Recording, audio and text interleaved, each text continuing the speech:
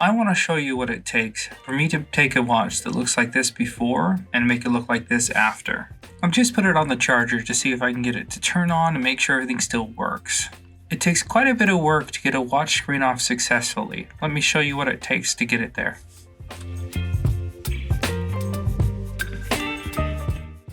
This is a Series 6 44mm.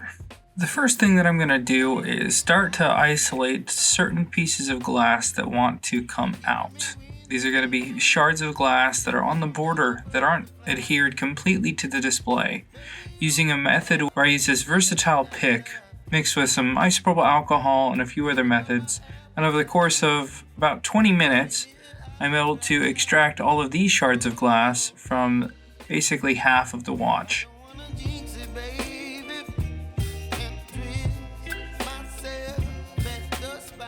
Both the top and the right side of this watch were fairly shattered, whereas as we started to get closer to the bottom and on the other side, we need to get in there with a piece of plastic, carefully and slowly slide along the top of the gasket without damaging the display to separate the rest of the screen from the frame.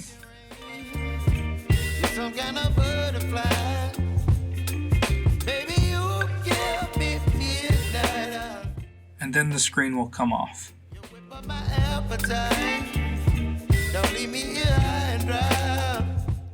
I'll now set the watch on a heat plate and put the suction on to hold the screen down.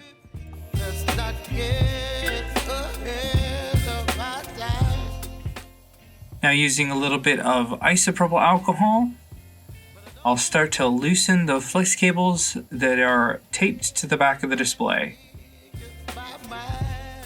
Using a mixture of isopropyl alcohol and a little bit of prying with a spudger, I'll carefully separate the flex cables from the back of the display so that I can remove them from the display. Using that same tool, carefully slide in my tool here, and crease that sticker back. I'll do the same on the other sticker, and I will gently fold up each one of the flaps.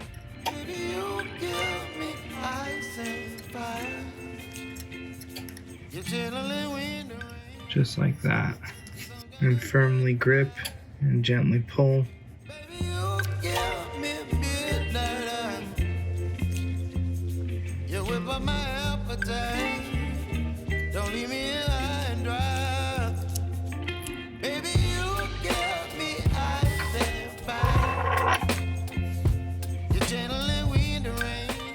And there we have it. The screen successfully removed.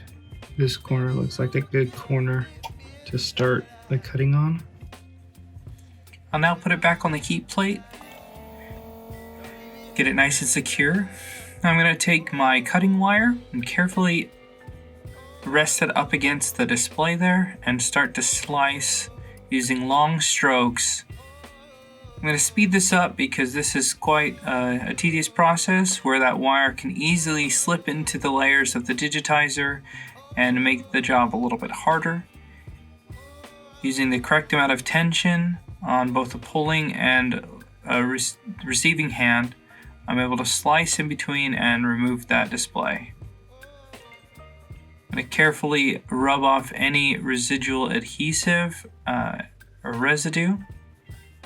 The adhesive kind of rolls away. It's best to do this while the screen is still warm from the heat plate. And then using some acetone with my clean room wipe, I'm going to polish up that screen.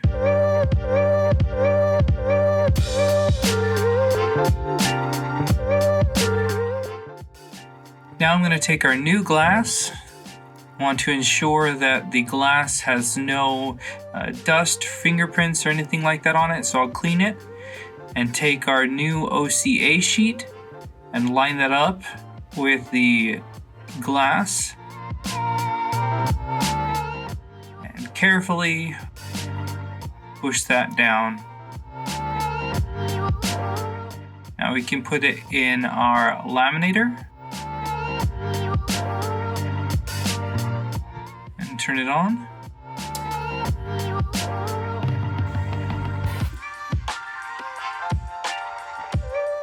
Now we can take it out and take a look and see if we've got any bubbles. And you can see right there are quite a few little bubbles. So we're going to take it over to our autoclave where we can stick it in. And for a few minutes here, I think I'm going to go with 3 minutes. We can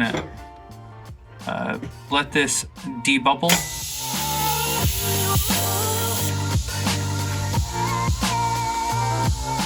Now that the 3 minutes are up, we can take it out and double check and make sure all of those bubbles are gone. And that looks good to me. Now I like to clean all of the surfaces, even though I'm just simply going to be removing this protector. I'm going to turn on our green light to double check for any dust, because we don't want any dust to get trapped in between the display and the OCA. Carefully peel back the protector for the OCA and reveal the sticky side that will receive the display.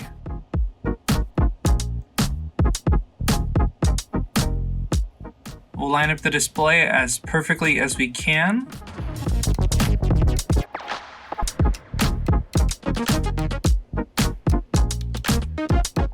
And gently set it in. And we'll gently set it inside the glass.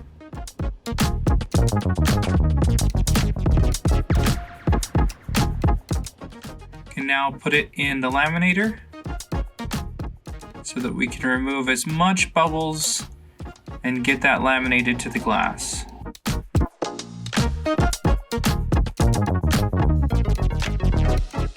Got the vacuum set at as high as it'll vacuum. We've got it laminating for about 10 seconds.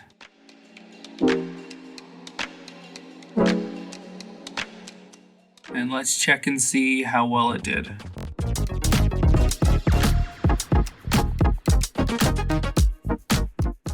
And we can see plenty of bubbles under there, so let's put it over in the autoclave and remove those as well. This time I'm going to take the time from 3 minutes to, let's take it to 10 minutes. And we'll start up the machine.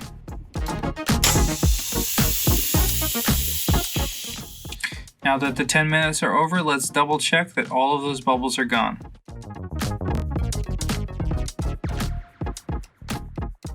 And looks like all the bubbles are gone.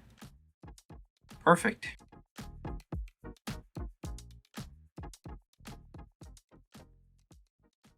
Now I'm going to go, and I like to do this with every single watch, is I'm going to clean up the border between the gasket and the frame.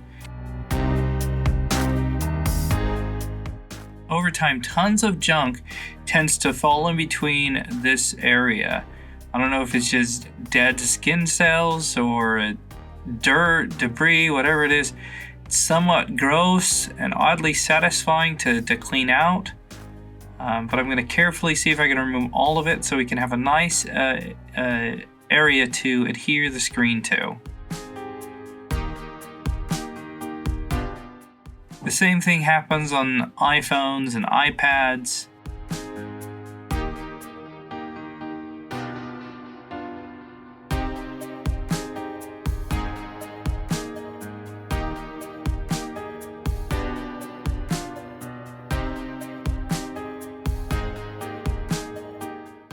Kinda gross and oddly satisfying as well for some of us.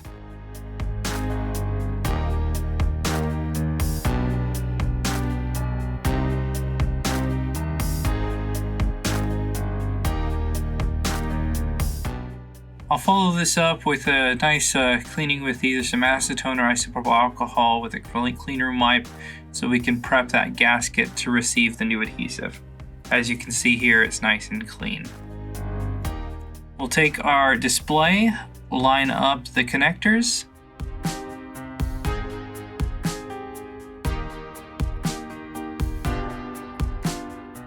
Carefully push the flex cables into their connectors, and once they're all the way in, we can close down the flaps.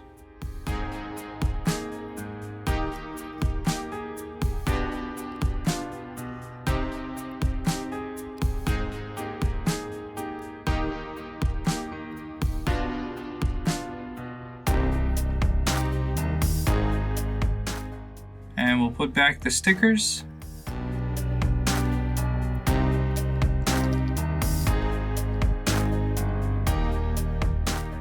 And it looks like we need to charge up the watch to give it a full test. We'll let that charge up for a second.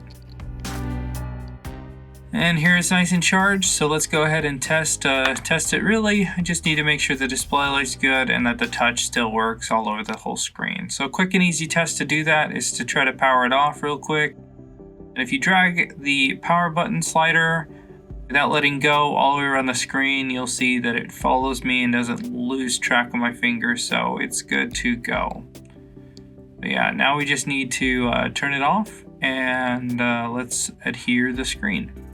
For that, I'm going to be using some cold press adhesive. With these little blue tips, it refines the point to where I get a nice solid even bead of glue, or at least as even as I can get it, to ensure the most resistance for this watch against liquid. I can't guarantee any resistance now that this watch has been damaged, but as long as I apply the right amount of adhesive, I found that this tends to do the trick. Now that I've got it all the way around, we'll go ahead and line up the antennas there. Make sure everything sits in properly, and then I'll press it down. I don't mind a little bit of squeeze out of the cold press adhesive around the border, but we will want to clean it up before it dries. So pretty much right away, I'm going to go and take a cleaner wipe with some acetone. You could even use some isopropyl alcohol here. And I'm going to clean it up nice and thoroughly. And I'm going to make this watch look as close to new as I can.